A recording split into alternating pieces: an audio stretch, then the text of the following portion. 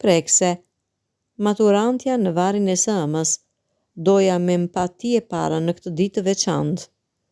Një maturante shqiptare, nëpërmjet një postimi emocionues në rrjetin social, i ka dedikuar disa fjalë prekse të ëmës së ndjerë.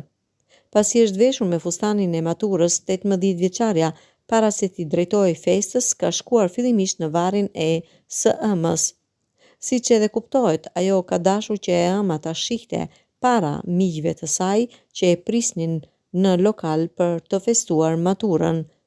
S'kishte kurrësi asnjë kuptim për mua me pa një lokal i mbushur me maturanta, pa empati e para në atë ditë kaq të veçantë për mu mam, shkruan maturantja në postimin e saj.